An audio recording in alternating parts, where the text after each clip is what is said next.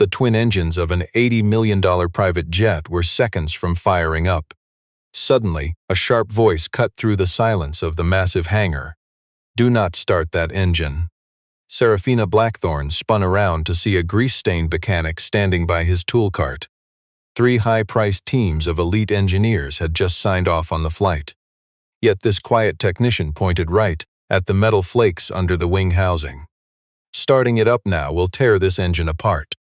Of course, nobody believed a lowly mechanic until he pulled open the oil filter. If you and I know that the most ignored guy in the room usually spots the real danger, stick around. Her custom luxury jet was stuck on the tarmac for 11 days before the CEO admitted she was in trouble. The Gulfstream-class private jet was worth a staggering $80 million. Yet it kept flashing a low oil pressure warning. It happened 3 times, always right after the expensive inspection teams cleared it. The error code vanished whenever their fancy diagnostic computers plugged into the system, only to pop right back up the second they prepped for takeoff. The first high-tech team replaced both of the pressure sensors. They updated the flight software and ran 4 separate ground tests. Everything looked perfect, so they sent a massive bill of $200,000 and certified the jet. Then a second crew arrived with advanced gear to pull the access panels. They scanned the turbine housing but couldn't find a single real clue. Still, the mystery error code returned during the pre-flight warm-up early the next morning. The third team was an elite aviation firm famous for solving the toughest engineering mysteries. They spent 4 days at the private airfield in Connecticut, eventually handing over a massive report that blamed a hard-to-track software calibration issue. A useless guess that cost another $300,000 and solved nothing. Frustrated, she fired all 3 expert teams that same afternoon. She stood in the hangar with her phone pressed tightly to her ear, her voice echoing across the floor so loudly that the floor mechanics scrambled out of sight. Corbin Wexler, her smooth chief financial officer, called her immediately to remind her that the crucial board meeting vote in Chicago was set for tomorrow morning and she had fewer than 6 hours to get airborne or find another way there. The vote was over Blackthorn Energy Storage.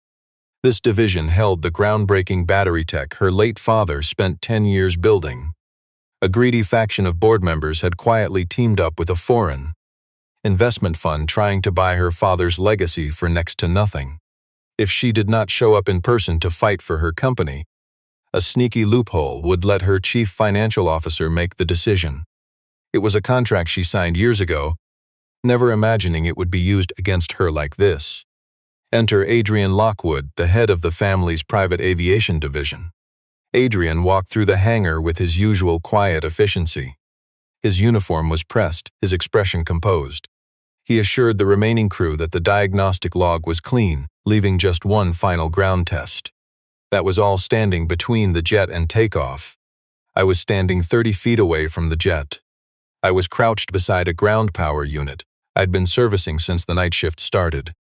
And they hadn't invited me into a single conversation about the engine fault. I just handled ground equipment, tow vehicles, power carts, and lighting rigs. The high-priced contract engineers barely even looked at me when they walked past, which meant I'd spent 11 days watching their failures from a spot they ignored. But I'd noticed the oil catch tray. Under the left engine, there were tiny metallic particles after 2 restart attempts. Particles their maintenance team had wiped away with quick, careless swipes before going back to their sensor diagnostics. I also saw Adrian signing a log certifying that the oil filter was clean, without ever actually removing the yellow seal right in front of the inspectors. Then the order came down for one final ground start, and the turbine began to whine as the ignition sequence started. I set down my wrench and walked to the edge of the work area. I spoke up, loud enough for the whole hangar to hear. Every head turned toward me, standing there in my faded work coveralls.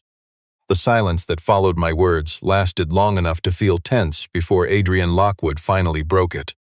His voice carried far more dismissal than actual curiosity.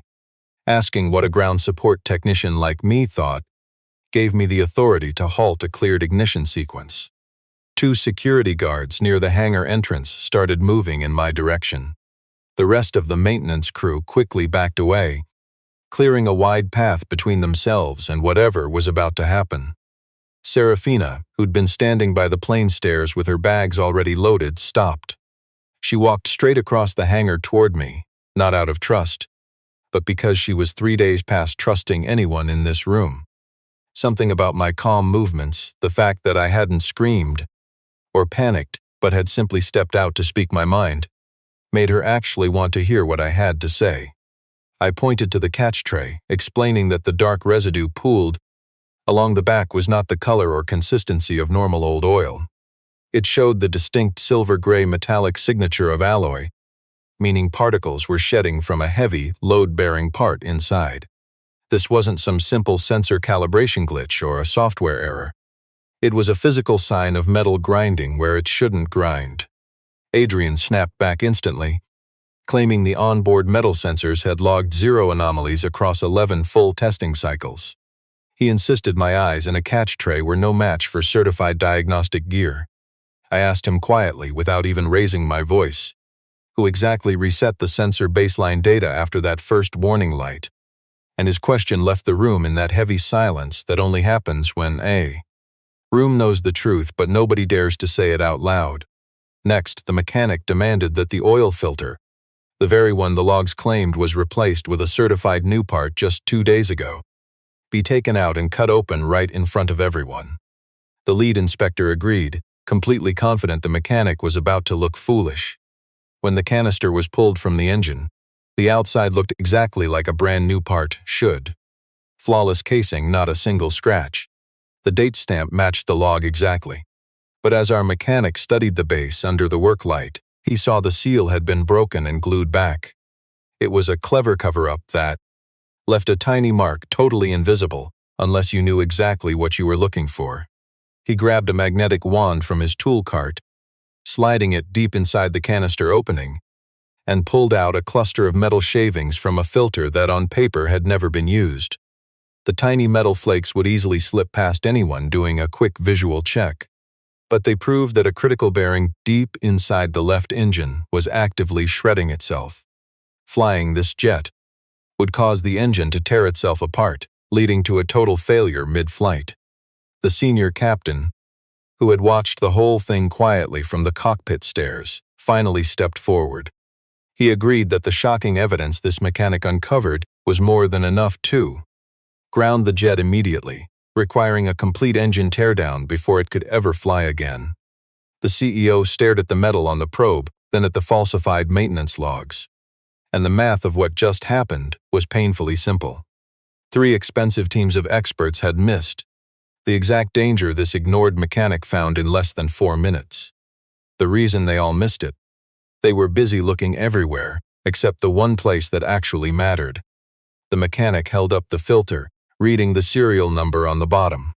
He calmly explained that this number did not match any official manufacturer-approved part in the airline's official parts registry. Mara Ellison drove from New York, arriving at the hangar within 90 minutes of the call. And by the time she got there, the hangar was completely cleared of everyone except the core team, including our brilliant mechanic, along with the captain and the 2 inspectors who signed those fake logs. The background check into our mechanics past showed a standard, totally normal work file for the last 8 years. Just basic ground support certifications. A spotless safety record, 0 incidents. But his record before those 8 years was a complete mystery. A massive gap that the CEO and her lawyer immediately flagged. But after searching deep aviation databases for an hour, the lawyer found something shocking.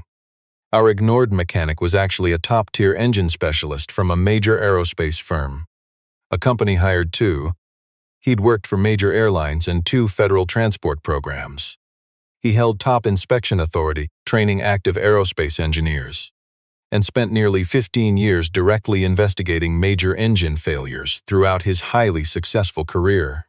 Serafina asked him why a man with his credentials would apply for a night shift job fixing basic tow trucks and ground carts. And the question wasn't mean, but it was blunt, just like how she asked everything. She assumed there was a real answer, and she was fully ready to hear it without blinking. Owen replied that he hadn't lied on his job application. He just didn't need to share his entire career history for a basic ground support role. Then he gave her the real reason behind his choice. His wife, Natalie, suffered a sudden medical emergency while he was over 2,000 miles away on a turbine test, and he didn't make it back in time. The old version of himself, who believed the next contract was always more important than the present moment, was permanently gone. It ended the afternoon he entered a quiet hospital room and finally learned what his absence truly cost. So he moved to Connecticut, pulled his daughter Paige from school, and enrolled her in a school closer to the airfield. He took a job that let him clock out by 6 in the morning, meaning he never missed a single school pickup or any family dinner, those ordinary evenings he used to think he could just reschedule. Now Serafina offered him a massive consulting fee to run a full diagnostic on the jet. The figure she named was worth more than 6 months of his regular pay. But Owen turned her down immediately. Not out of pride, but on one strict condition. No one could force the maintenance crew to sign off on the aircraft as safe to fly until his investigation was finished. No matter what the board's tight schedule demanded, she agreed. Together, they headed to the parts room and began auditing the physical inventory. What Owen discovered wasn't just a single bad part, but a massive systemic pattern. Over 30 oil filters, pressure hoses, and critical hydraulic fittings had authentic serial numbers and were marked as officially approved stock. Yet their metal casings and internal specs failed to match the original factory blueprints when compared side by side. Adrian, standing at the edge of the room, suggested this looked like a simple error by their external parts supplier, an issue that only required a routine supplier audit instead of policing their own maintenance crew. Owen examined one of the filters under deep magnification, tracing the laser-etched stamp with his thumb. He explained that this serial code was copied directly from a part that was discontinued 4 years ago, a critical change that any real manufacturer would have noted and could never have missed. The inventory terminal in the warehouse displayed the final intake log for this counterfeit batch, and the ID badge scanned to authorize the delivery and uploaded into stock belonged to Owen Hale himself. Adrian showed my access log to Serafina, looking incredibly relieved, like a guy holding a smoking gun, just waiting for the perfect moment to pull it out. He explained that the security records showed my badge being used to receive fake aircraft parts at 11:47 on a Tuesday night 3 weeks ago. He was implying that the person who snuck those counterfeit components into our supply chain was the exact same guy who had positioned himself to discover the danger. The security camera footage from the outside dock showed a figure wearing a ground support uniform just like mine. Dark coveralls, my exact build. Even the badge scanner was in my spot, standing there accepting a delivery during that time. A delivery that wasn't on any official purchase order. I stated my case clearly, keeping my voice calm and steady. I was home that entire evening, sitting at the kitchen table helping my daughter Paige work through some geometry homework she was struggling with. I had 2 witnesses who could prove I didn't leave the house until the next morning. But there was no way I'd drag my teenage daughter into the middle of a corporate criminal investigation. Serafina's expression didn't change at all, but her eyes darted between me and the security log with the absolute tense stillness of someone recalculating a situation she wasn't prepared to face. Mara immediately suggested a temporary administrative suspension of my access credentials, calling it a standard procedure to protect the integrity of their investigation. I handed my badge over without a single argument. To them, it was either the calm of an innocent man or, as Adrian quietly hinted, the calculated composure of someone who knew this day was coming. Before I walked out of that maintenance bay, I turned back and left Serafina with a warning she wouldn't easily forget. Those metal particles we found in the engine weren't the actual cause of the failure. They were just a symptom, and if the team just swaps the bearing without fixing the blocked oil feed that caused it to fail, they'll end up staring right back at the exact same failure in 6 weeks on a brand new part. Then I walked out. The empty hangar suddenly felt far too quiet. My daughter Paige was still awake when I got home, sitting at the kitchen counter with a glass of water and that specific look she got from Natalie. The look that told me she already understood far too much for a 15-year-old. I explained that there was trouble at work, and some people had decided to blame me for something I didn't do. Paige asked if I was going to fight back, or just wait for things to clear up on their own. The way I usually wait for things to resolve. I said some problems need distance before they become clear. And she reminded me that distance is often just another word for silence, and that staying silent hadn't done either of us any favors since we lost her mother last year. Meanwhile, Serafina was already calling a private jet charter to secure she searched for a backup jet for Chicago but was told within 20 minutes that every capable plane nearby was already booked on short notice. A convenient excuse that might have seemed believable on a busy weekend, but the lie failed when she checked the dates and saw the entire region had no major events to drive that kind of massive demand.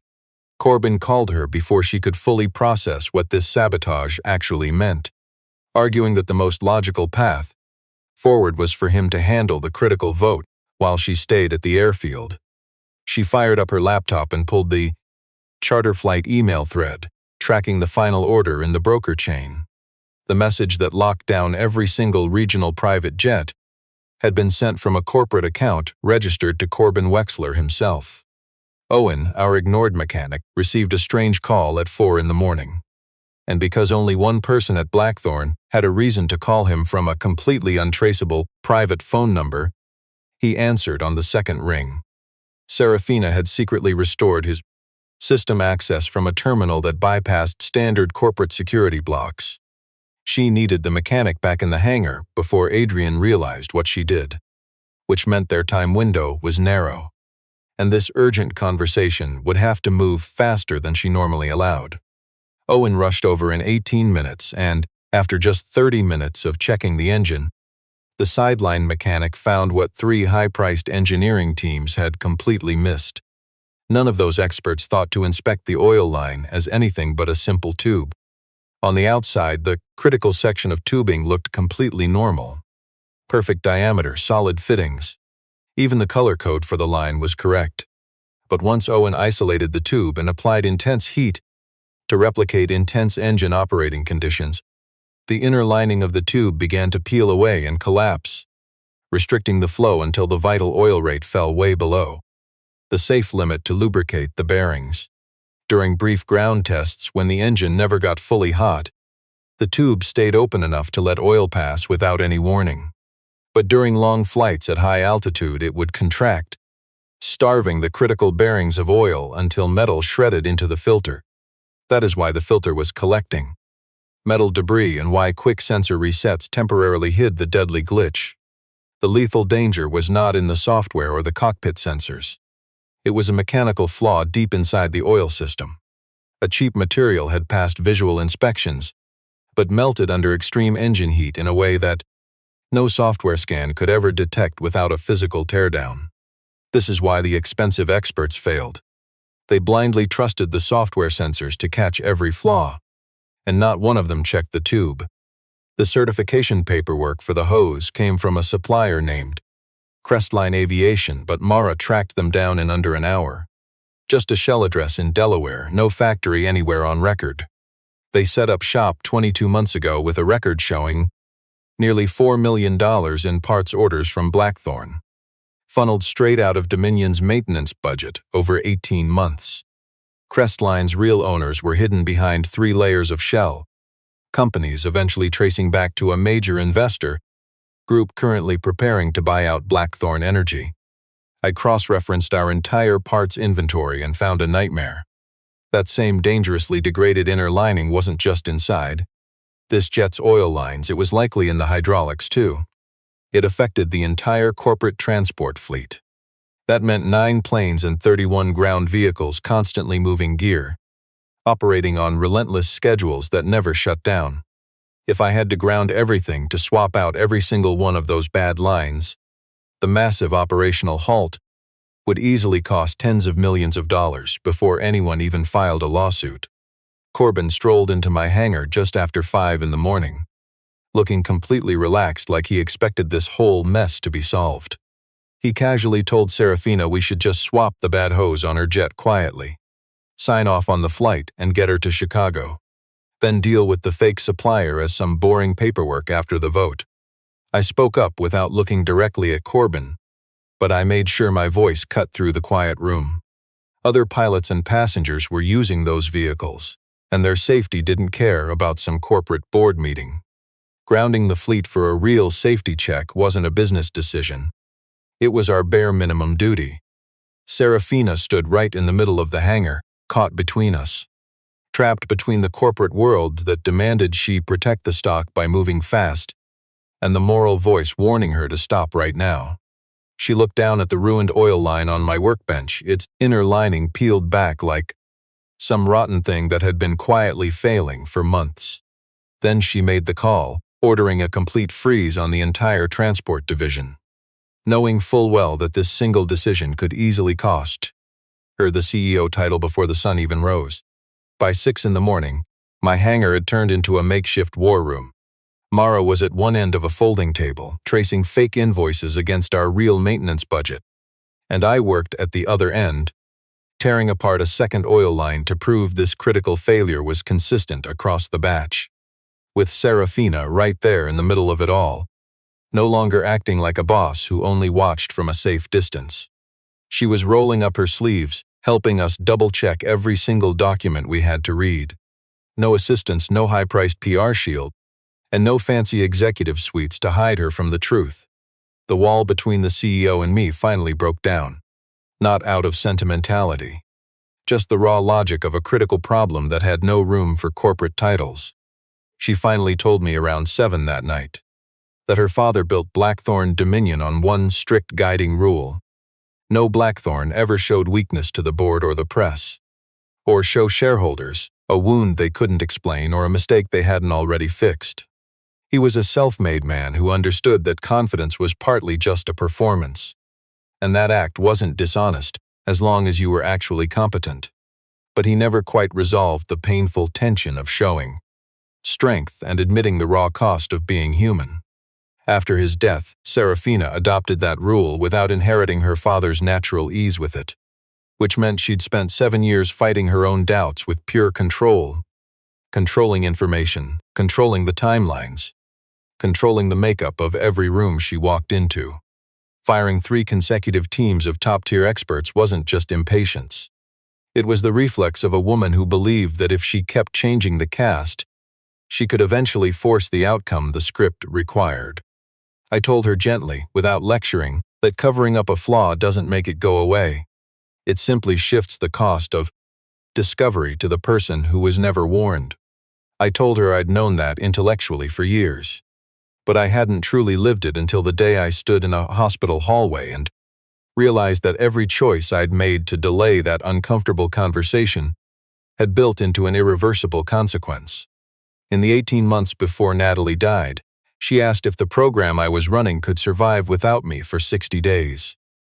And I had always told her the next phase would be different, that once this specific test series was done, my schedule would ease.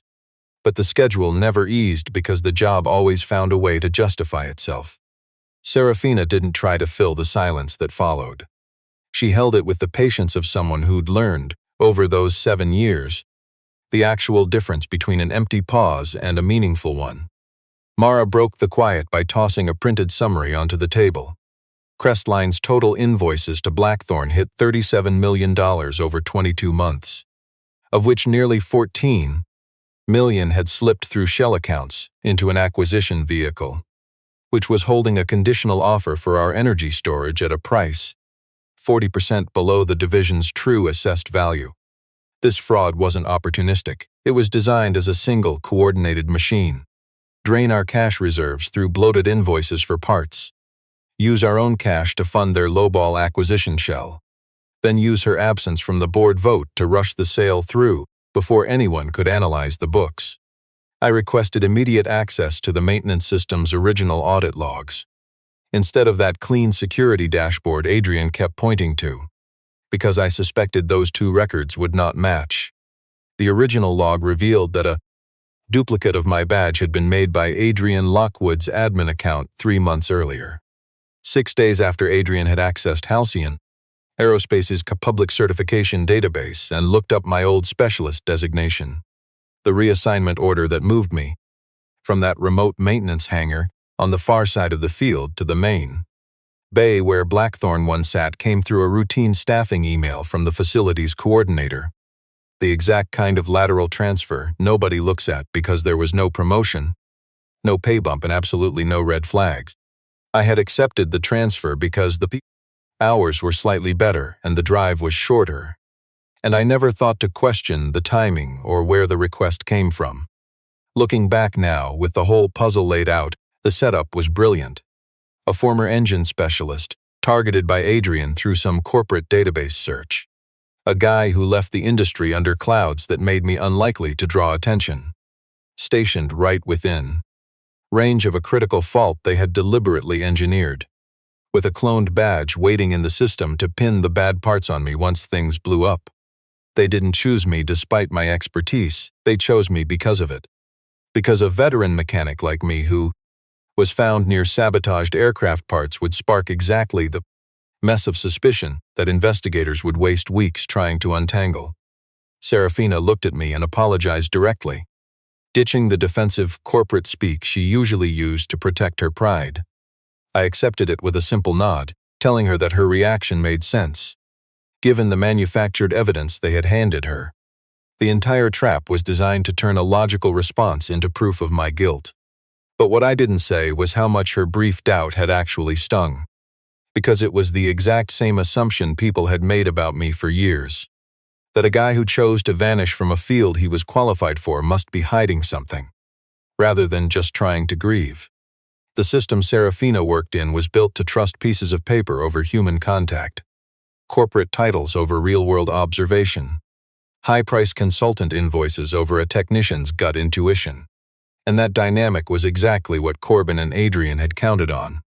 Meanwhile, Corbin called an emergency board meeting, proposing to immediately suspend Serafina's executive authority on the grounds that her decision to ground our aircraft without approval was a reckless move with massive financial fallout, and her decision to trust the gut of a low-level support employee over 3 certified consulting firms raised serious questions about her fitness to lead. The legal wording was surgically precise, clearly prepared long before the sun came up. It showed Serafina that the grounded fleet didn't catch Corbin off guard at all. It was something he prepared for. Then he pulled up my old departure profile from Halcyon. The aerospace company spun his departure as a routine technical review. It was technically true, but deeply and dangerously misleading. That is how half-truths work, omitting the one critical piece of information. The one piece that changes everything else.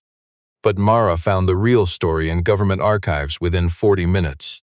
It showed Owen had filed a major objection during a crash investigation. He flatly refused to sign the final report. The board blamed pilot error, but his data pointed to a faulty part. A cheap counterfeit bearing was the real culprit. So they kicked him off the team for refusing to play along. He would not change his report, resigning 6 months later. The master mechanic did not quit because he was failing.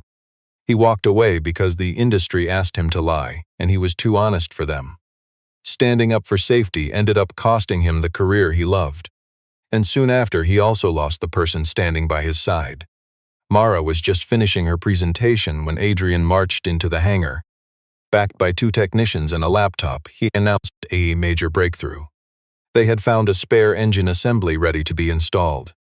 He wanted to prove to the board that Blackthorn 1 was ready. The jet would fly within the hour, dismissing the mechanic's safety warnings. Up on the screen, the corporate board watched the live stream. Their faces filled a grid of tiny windows on a screen parked right by the jet's nose. The whole thing was staged. Pristine hangar floor, the massive private jet behind him. Adrian stood there looking sharp, speaking with absolute rehearsed confidence. It was a carefully designed show of corporate competence. It was built to make the actual emergency look like a massive, dramatic overreaction. Adrian proudly showed off the paperwork. He claimed the new bearing was installed perfectly. He even boasted that he had personally verified and replaced the oil filter with a fresh unit. It was a deeply ironic claim, especially after everything they had just debated. Meanwhile, our ignored mechanic stood in the shadows, quietly scanning the official parts manifest for the job. scanning the data. He read with the speed of an expert who had seen thousands of files. He knew exactly what a real record looked like and what a rushed cover-up looked like. But the oil tube, the exact part he had isolated, the component he proved was causing the overheating, was marked as inspected and left completely untouched. It was not replaced, meaning the new engine bearing was doomed. It would run on the same blocked line that destroyed the last one, and nobody would notice until the jet engine reached full heat. At that moment, the entire disaster would trigger all over again. Only this time it would happen mid-flight, high above a city, where a blown engine would mean total disaster. Nothing but a grounded plane and a delayed board meeting. I stepped right onto the hangar floor, ignoring the security guard trying to block my path. I repeated my warning for the second time that night, with the same calm, steady tone I had used the first time. Because my words hadn't changed, the danger hadn't changed, and raising my voice was never the point. Do not start that engine. The guard grabbed for my arm, but Serafina spoke up from across the room. Let him finish. The board members watching on the video feed shifted uncomfortably in their small windows. I turned to the flight manifest and demanded right in front of the board that the oil return line segment, marked by that serial number, be pulled from the plane and put through a live heat test. The exact test I had run 4 hours ago on camera if they needed proof. The test took 9 minutes. They pulled the metal tubing and mounted it inside a heat fixture, and brought it to engine operating temperature while the board watched. And the moment the heat crossed the exact limit I had warned them about, the inner lining shrunk violently, collapsing the internal channel to a tiny fraction of its normal size.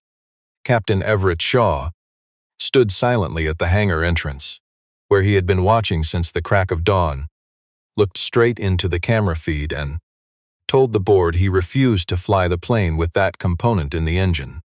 Mara brought up the serial number registry and Crestline's corporate files, the money transfer records, and the original logs showing Adrian copied the security codes. Adrian watched the board members' faces fall in their little screens, stuttering that the buying decisions were handed down from way above his level, and that the money deals between Crestline and the shell company were things he knew nothing about. Corbin cut in from another screen, claiming Adrian acted alone, and that any supply issues were the aviation division's fault, not the CFO's office. Before the board could even deliberate, the shell company's auto transfer went through, sending the first giant payment from the Blackthorn energy sale, worth $900 million, starting a clearance set to wrap up in 28 minutes. Serafina made her decision without asking Corbin or waiting for the board's approval, which was the exact kind of rogue behavior Corbin called a governance failure, and the exact same drive that had kept our company running for the 7 years since she took the CEO chair. She didn't need to be in Chicago if she could prove their entire vote was rigged on a foundation of financial fraud, that the draining of our company's actual value, the fake drop in our division's worth, and the major shareholders' absence were all carefully planned instead of just bad luck. Mara drafted an emergency injunction citing our hard evidence of to freeze the clearing process. They had to prove transactional fraud. But filing this required documentation showing that Crestline funds had flowed directly into the acquisition vehicle, a connection that the complex corporate structure was specifically built to hide. But the mechanic thought of something. The diagnostic terminal still sitting inside the jet's forward avionics bay. The onboard computer that logged every single parts transaction for the plane, automatically just to comply with strict aviation regulatory audit rules. It saved to a local drive running independently from the main corporate servers. Adrian had wiped the purchasing records, clean off the corporate maintenance network, thinking he was safe. But he had no way to touch the jet's internal diagnostic partition, which stored a local backup of every invoice linked to the plane's maintenance history as a regulatory failsafe. Owen opened the terminal using a manufacturer's engineering access code, a sequence he had memorized years ago working at Halcyon Aerospace, and never used since.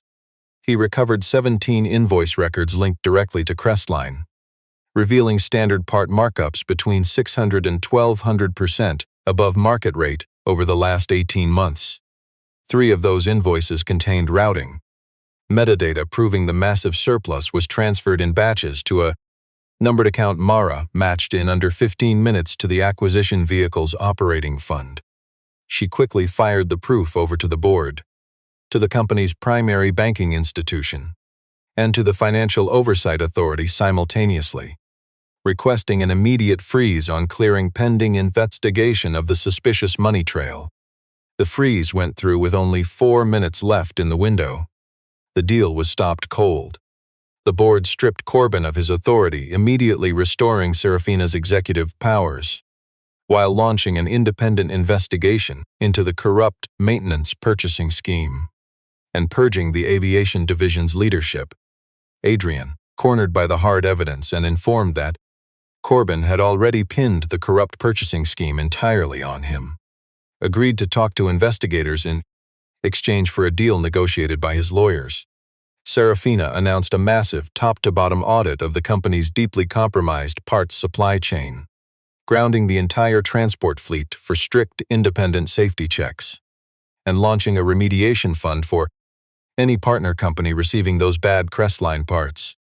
Through Blackthorn's compromised distribution network, the company's stock plummeted 12% in the 2 days after the news, while several Wall Street analysts slammed the move as deeply damaging. Others recognized it as the only survival option left for a company that wanted to exist in 5 years instead of suffering a fatal crash in 2. The ignored mechanic hadn't saved the firm by flying the boss to Chicago. He saved it by proving his case using a single clogged metal tube sitting on his workbench, that the massive engine she trusted was actually a counterfeit, ticking time bomb. Once the boardroom finally cleared out, she turned to the mechanic, asking if he would personally rebuild Blackthorn 1 from scratch. 3 slow months passed before the jet finally flew again. But that wasn't a delay, it was pure mechanical care. Every single part in the supply chain was sourced from completely verified, trusted suppliers. Every single replacement part had to be physically inspected against real factory blueprints, instead of trusting easily faked corporate certificates. Every past log was scrutinized by an outside technician before being signed off. The entire fleet rebuild was overseen by Owen. He accepted a temporary advisory role, caring absolutely nothing for corporate titles. But it gave him the power to halt maintenance the second he found a flaw without needing any permission from corporate executives. Corbin's fraud case dragged through the courts with the agonizing slowness of corporate investigations, where they build cases meticulously, because the full layout of the crime must be understood before the prosecution can explain it to jurors who were never in that cold hangar at 5 in the morning watching engine parts warp under intense heat. Serafina completely rebuilt the company's safety reporting structure so that urgent mechanical warnings could go straight to the board without ever passing through the corrupt managers who were busy covering up the flaws. She also launched a fully funded independent safety board whose members had absolutely no ties to the company, publishing their raw safety findings quarterly for the public. She offered the brilliant mechanic the directorship of this new board, but he paused much longer than she expected. They stood together in the silent hangar they had both memorized during one incredibly long night, staring at the jet that started this entire crisis. He looked like he was carefully calculating exactly what accepting the new job would mean for his quiet mornings, his evenings, and the simple comfort of a weeknight at home with a 15-year-old who was far too smart. So Serafina redesigned the entire job before he could answer. Flexible hours, 0 mandatory travel, and a deputy to handle the road work. And the mechanic knew she didn't do this just to close a corporate deal, but because she truly understood, after those grueling hours in the hangar, that the mechanic was guarding a promise, not just a career preference. He accepted, not for the massive paycheck, though it was highly generous, but because he finally realized that running away from his mechanical genius was not the way to honor the love he had lost. And Natalie, who had only ever asked him to be present, would never have recognized the hollow shell of a man who spent his nights hiding in a dark maintenance bay, running from a career that needed him. His daughter Paige joined him at the airfield for the final pre-flight safety inspection. standing in the chilly morning air outside the hangar, hands deep in her pockets, watching her father take charge again. He completed the engine checks with the fluid ease of a mechanic born for this work. She told him he looked like a different man when working, like he was truly present in the moment, not just drifting nearby. He hugged her tightly, promising he would be home for dinner tonight. She said she knew, and they both understood that this trust was entirely new.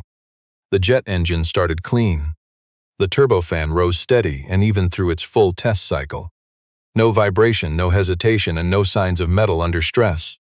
Just a complex machine running exactly as designed, because every single part inside was precisely what it claimed to be. The CEO stood beside the mechanic as the cycle finished, and she asked if he was ready for the test flight, adding that he could refuse without needing to explain himself. He agreed because it was a quick run, and Paige had the schedule, and because it had been years since he flew for a reason that was not resolving someone else's urgent disaster. Once they were airborne and the Connecticut coastline took shape below, a sharp geometry of cold water, dark land, and pale winter light. The CEO admitted she used to believe that true power meant forcing things to move precisely when and how she demanded them to. The mechanic replied that in his experience, the toughest command to give was the one ordering you to stop a machine before it tears itself apart. And most leaders only learn to make that call after failing to do so once. They touched down safely, and on the tarmac, with the jet engines cooling, the ground crew quietly ran through their standard post-flight checklists. Serafina asked the mechanic if he was free for dinner, making it clear she was. Asking simply as a friend, not as his boss. Think back to the night this ignored mechanic walked into a hangar and uttered 9 words that grounded an $80 million jet. Blackthorn, Dominion, became the first aviation firm to open its entire spare parts inventory, supply chain to a public independent audit of every single supplier, verifying all parts against factory records and making every purchase fully open for outside review every 3 months. Owen still kept his rusted metal tool cart in the corner of his new office, not for show, but because those tools had kept him grounded for years, and hiding them away felt like forgetting where he came from. No fancy corporate awards hung on his office walls. Just a photo of his wife holding baby Paige in a quiet hospital room on a morning Owen was there to witness, and another picture of young Paige standing out on the airfield during the big test flight, squinting under the harsh winter sun with her hands buried in her pockets, looking completely bored by the massive business jet her dad spent 3 months repairing. The CEO still ran her business with ruthless precision, but her board meetings changed. Every safety briefing now began with questions for the actual mechanics touching the hardware, not the high-paid executives sitting far above them on the corporate ladder. What she learned in that hangar was not about trusting blind intuition over professional expertise, but something far more profound. The person working closest to the engine is always the first one to hear it crying out for help. Mara shared this with her weeks after the crash investigation finally wrapped up. In truth, the smartest move Serafina made during the whole crisis was not filing that legal injunction. Nor was it her board speech or the public statement. It was when she looked across the hangar at an ignored mechanic with no title and said, right in front of her security team and the chief aviation director, even with a board vote threatening to ruin her career, let him finish. What the mechanic Owen truly gave her was much more than a fixed engine. He handed her the exact same gift he gave himself on that crucial morning. He had stepped onto the hangar floor, speaking up in a silent room of powerful executives who wanted him to stay quiet. He proved that sometimes the most important thing a person can do is shut down the engine before it destroys everything on its way down. Owen slipped away from the anniversary ceremony at 6:45. Paige was waiting, and dinner was already on the table. For the first time in years, the quiet mechanic, who used to be the only person capable of hearing metal scream for help, finally learned how to listen to what his own family really needed from him. They did not need another project or another jet flight. They just wanted the simple, priceless comfort of him actually being home. When you treat complex engines with honesty and deep care, and have the sheer courage to stop them before they fail, they will run safely for a very long time.